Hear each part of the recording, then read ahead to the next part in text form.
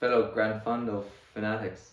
I've been asked by Simon Ryan to give a video about my service and how it applies to getting stuck into this event there down up in Tipperary on your bike for like well over 5 hours at least.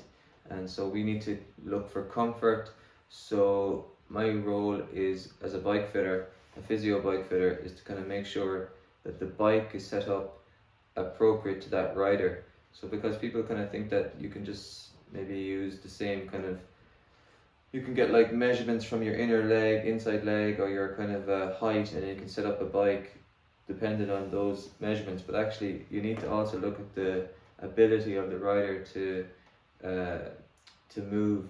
Their hamstrings in particular is a big influence on the seat height. This is actually the bike I took to last year's Gran Fondo. It's a gravel bike, and I was trying to set it up for that event, you know. So you guys should be able to see there in the video that this knee angle was sort of at the upper end of the recommended range, and it was for kind of more performance, right? But we knew that because we were going up to Tipperary for such a long day out, the bike should have been a bit more, there should be more comfort involved in the setup. So what we did was we kind of reduced the knee angle, and we also, this torso angle is a measure of how aggressive you are on the bike. So if you can see there, that's 40 degrees, you know, on the low side.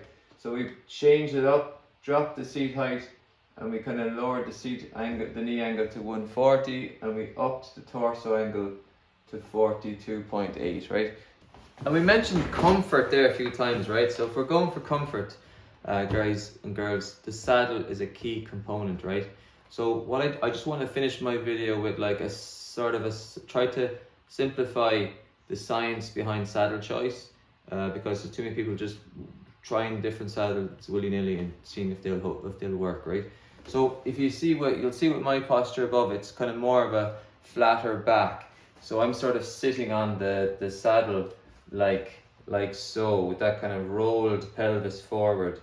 So basically I'm going to need a saddle that has extra space in the middle of it. So we call it a V-shaped saddle, because the V shape giving it extra room here for me to stabilize my pelvis in the middle of the saddle, because that's where those people will sit. Then you have the other type of posture on a bike. You'll see it around.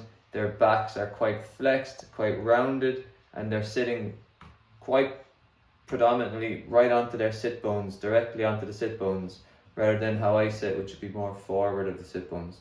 So if you're sitting directly onto the sit bones, you need a saddle that's kind of like a T shape. So it has a longer nose and then space at the back. And this is to have your sit bones weight bearing here, and then you need leg room for your thighs to move in this area. So you don't want to have a V shape here. You need space for the thigh.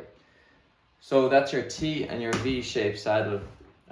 If any of you are having trouble with saddle, because it's very, very common, like I'm here in the clinic, I've got saddle pressure technology here, so we can figure out how what this saddle is looking like when you're sitting on it, the pressure distribution, and work out the right saddle for you.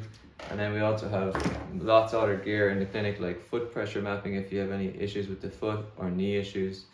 And I guess experience now. It's my 5th year doing physio-led bike fitting, and I'm a physio with 15 years almost. So yeah, nice setup down here in Cork. So if you need any help, give us a bell, and we're giving 10% off for anyone who has entered the Gran Fondo 2021. Just give us look at your ticket, and you have 10% off here in the clinic.